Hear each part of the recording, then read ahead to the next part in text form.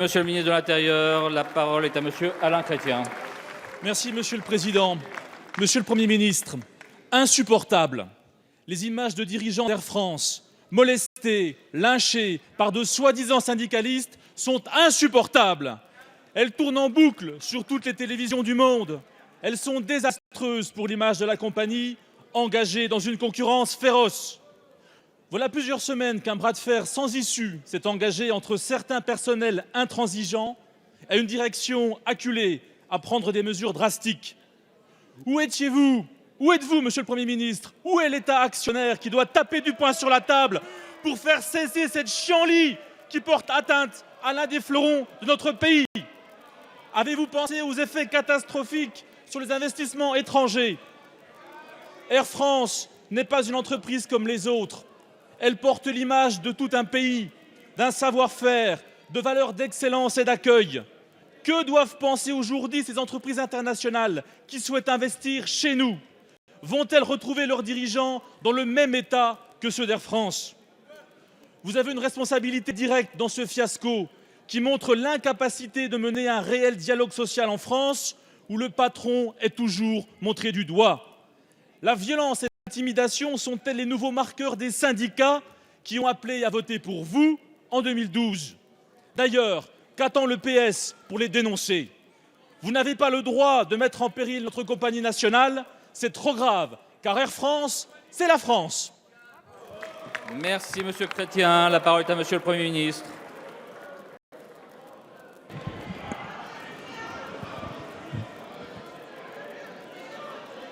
Monsieur le député, monsieur Chrétien, je vous remercie du caractère modéré et absolument pas caricatural de votre question.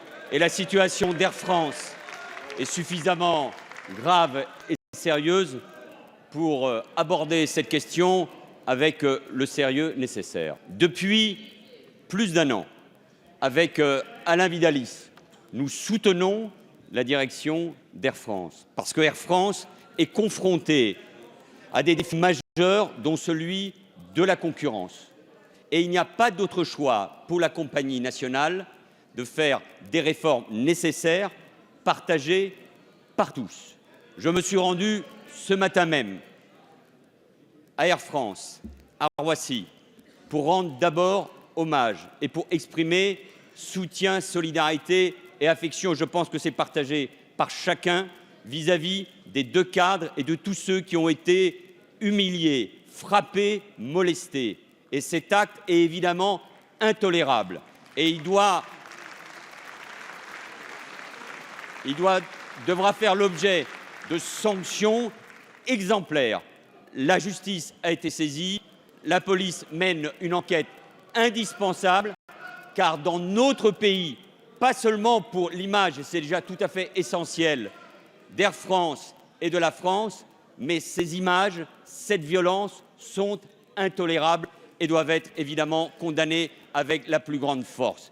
Et j'appelle de nouveau à la responsabilité de chacun et attention à la confusion. Et d'abord des pilotes. Et monsieur le député, soyez sérieux.